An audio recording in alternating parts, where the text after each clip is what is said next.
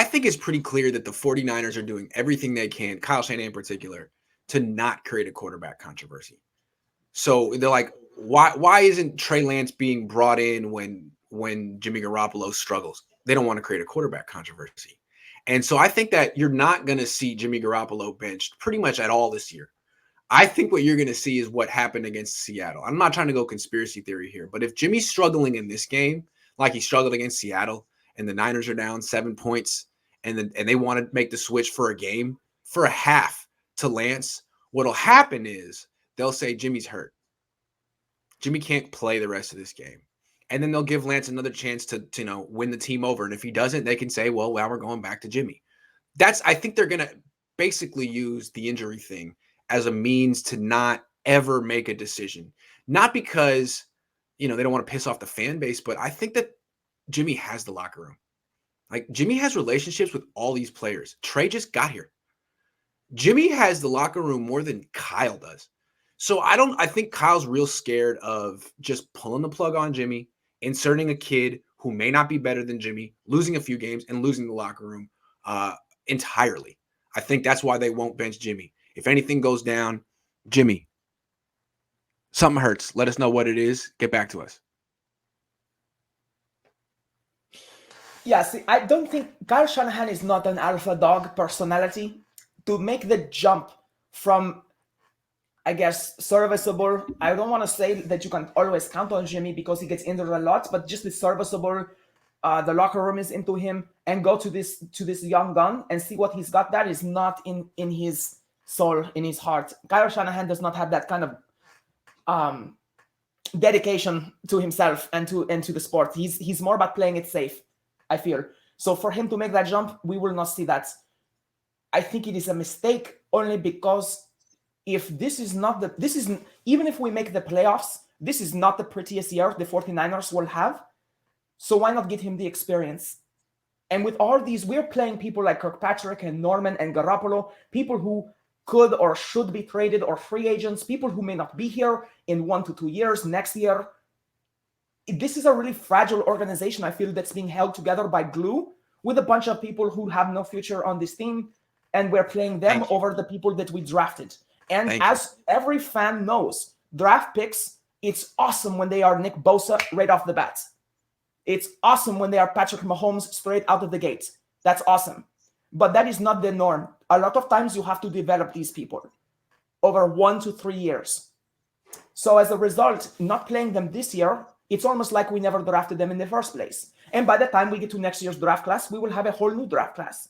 And if there's one thing I've noticed about the NFL, they like things that are shiny and new. And so if you don't get played your rookie year, unless you're a really high round pick, you get buried. Yeah. And you'll be lucky to be flushed out at the bottom of the practice squad and make some other team, like Reed, for DJ Reed. People like that sometimes get a second win, but it's so uncommon. So for them not to play Trey Lance, it's just indicative of the whole thing of not playing any of these draft picks. It's a mistake. Well, hold on. We're going to get to that in a minute. The thing with Jimmy, you mentioned it. You got a lot of vets on 1 year deals or a couple year deals. And I think what's happening is they look at Jimmy and they say, man, look at how Kyle Shanahan is treating Jimmy Garoppolo. That's the highest paid player on the team. That's a quarterback with a overwhelmingly winning record. And they're treating him like he's anyone, the most replaceable person ever. Well, what does that say about my standing here? If they would do that to Jimmy, what do they do to me? I'm not as good as Jimmy. I don't make as much as Jimmy. I don't have as much standing as Jimmy. If he doesn't have stable footing here, then I certainly don't. And I think that Kyle is cognizant of the fact that if he just pulls the plug on Jimmy, a lot of players in his locker room will be like, whoa, what? And whether they're right or not, he's created this veteran old team. If he wanted to go with Trey, maybe do what the Jets did and have a young team. But no, you have a very old team with a lot of guys who know Jimmy and sympathize with Jimmy's stage in his career and not going to be like, yeah, get him out of here. Bring in the rookie who's proven nothing. It's like, okay, well, what if we do that at your position too? Your position There's too. a lot of layers to what you just said. Let me start at the back end of what you said, and that's the difference between a veteran and a rookie personality. They say that ignorance is a bliss.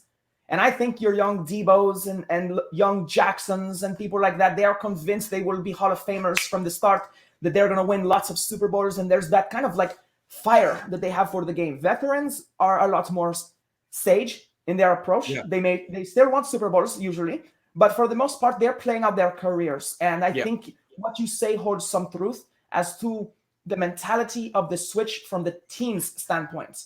Right. Now, as far as this old team that they have construed, if you remember back to when John Lynch first took over, he said he wanted to make this a destination for free agents. Do you remember that? Yeah. Now, on one hand, I really respect that the 49ers, you can trust them as a player as far as your contract and things like that go, for the most part. So you can come here and you know you're going to get your playtime, you know you're going to get your contracts. And I think integrity from a contractual standpoint is part of what makes a culture for a football team. And that's awesome. But here's the thing. I don't think that it holds true. If some of these players think, oh, all of a sudden you're going to replace Jimmy with Trey Lance. No. It's not all of a sudden. It's years and years of injuries and missed opportunities and missed games. This is not a sudden change. Jimmy has been given 9 lives, essentially, to keep his job, and he has spent all of them. Yep. Absolutely. So that's the thing, is I just think that I don't think that the mentality, if it's true, and I think it is, especially for people like George Kittle, I don't think the mentality of, oh, you're suddenly replacing him in iSafe. No, Jimmy Garoppolo has been given opportunity after opportunity to maintain his job, and his body has betrayed him, or his lack of work ethic, perhaps both. I mean, looking at him, he's not that physically fit. So I don't see, like, as a fan, I can see that Jimmy Garoppolo has done nothing to keep his job. And I like Jimmy.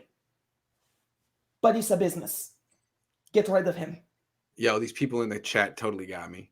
I just want to give them some credit. Someone in the chat said the Niners signed DJ. I'm like, oh my God. And I started Googling it, and now they're making fun of me for Googling it. You got me. You got me. You got me. My mouth was open on that one. You got me. My mouth was open. You got me.